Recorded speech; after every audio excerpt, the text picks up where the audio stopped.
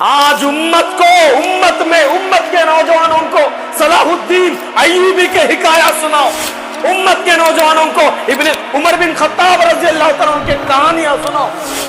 उम्मत के लोगों को उमर बिन खत्ताब जैसा बहादुर बनाने की कोशिश करो।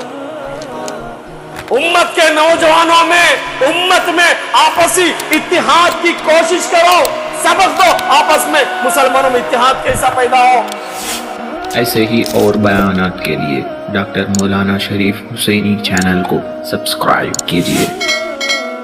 आज सुबह में मौलाना का मैं बयान देखा था इस्लाम इंफॉर्मेशन यूट्यूब चैनल पे। वो कह रहे थे कि फलस्तीन के हालात चल रहे, क्या करेंगे हम क्या कर सकते हैं, क्या हम जा सकते हैं? आप लोग पूछ रहे बयान करो, इसके बारे में कुछ बोलो। क्या बोलेंगे? बोलकर पुलिस के नजर में आ जाएंगे, नुकसान हो जाएगा।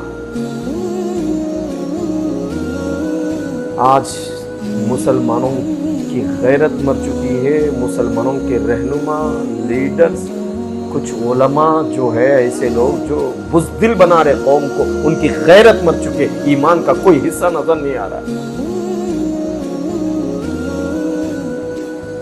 प्यारे नबी सल्लल्लाहु अलैहि वसल्लम ने फरमाया, उनसुर अखाका ज़ालिमन औ मज़लूमा, तेरे भाई की मदद कर, चाहे वो जालिम हो या मजलूम हो।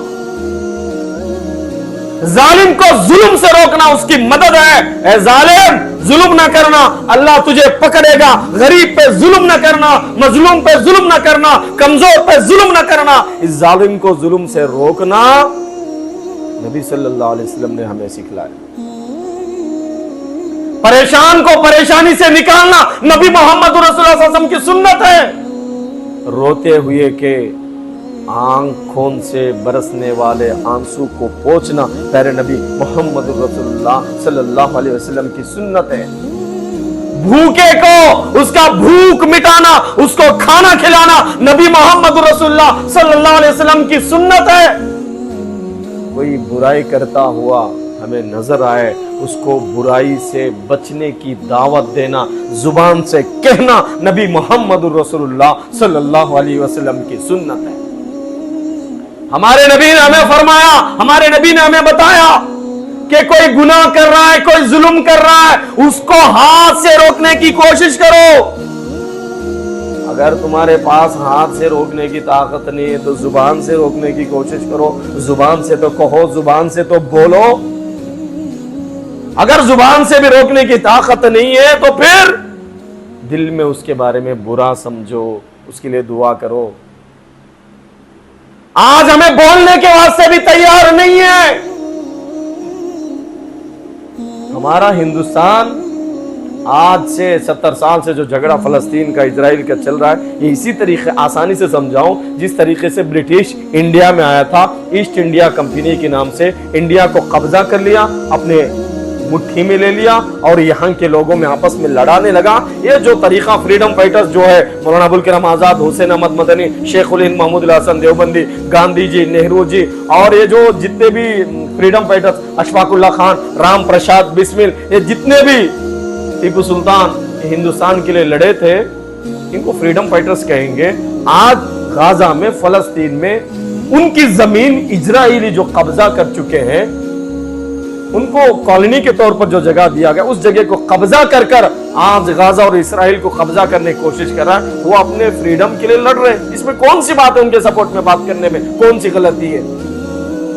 हमारा मुल्क हिंदुस्तान 70 साल से फलस्तीन का सपोर्ट करता हुआ है। जब भी झगड़े हुए, इससे पहले की जो बीजेपी हुकूमत थी वो भी फलस्तीन के सपोर्ट किए थे। आज की बीजेपी गवर्नमेंट भी, नरेंद्र मोदी परसों भी करोड़ों का रिलीफ जो है, उन लोगों की मदद, फलस्तीन के मुसलमानों के लिए, कमजोरों के लिए मेडिसिन, दवाई, जरूरत का सामान, खाने पीने का सामान नरेंद्र मोदी भी वहां भेजे। दिल्ली में, कोलकाता में और बहुत सारे इलाकों में नॉन मुस्लिम फलस्तीन के हक में आवाज उठा रहे, नॉन मुस्लिम फलस्तीन के हक में रैलियां निकाल रहे हैं। आज मौलवी लोग, कुछ लोग कह रहे हैं कि हम क्या कर सकते हैं, बयान देने से क्या फायदा है।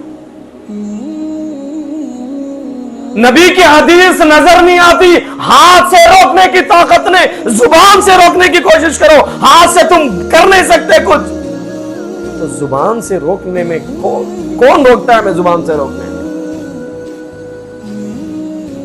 हमारे मुल्क हिंदुस्तान का और जितने भी हिंदू भाइयों की किताबें, मैं कल वीडियो एक देख रहा था, जैन मजहब से ताल्लुक रखने वाले एक बहुत बड़े स्कॉलर, बहुत बड़े पंडित, पुजारी, जैन के जितने भी मंदिर है उनके पुजारियों को पैगाम दे रहे थे, मैसेज दे रहे थे कि फलस्तीन में जो बच्चों के ऊपर जुल्म हो रहा है, ये जो झगड़ा हो रहा है इजराइल और फलस्तीन के बीच में जो जंग हो रहा है, शांति के लिए आप पूजा कीजिए मंदिरों में।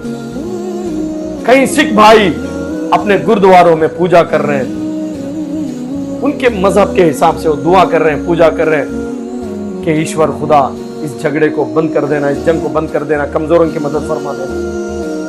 और कई हिंदू भाई अपने मंदिरों में शांति की दुआ मांग रहे हैं और मस्जिदों में मुसलमानों के कई जगहों पे माहौल बनाए हैं कि दुआ का, कि कमजोरों के, अल्लाह कमजोरों को बचा जुल्म से, कमजोरों की मदद फरमा, फलस्तीनियों की मदद फरमा, दुआ का एहतमाम कर रहे हैं। कुछ मौलवी लोग मस्जिदों के मेहराब में बैठ के आज भी 11वीं 12वीं उम्मत को लड़ाना, उन तबलीग जमा, इन अहले हदीस, उन जमात इस्लामी, उन दरगाह वाला, इन बरेलवी, बस इसी उम्मत को इसी झगड़े में, आज भी इसी झगड़े में उम्मत को फंसा रखी। इतनी शर्म की बात।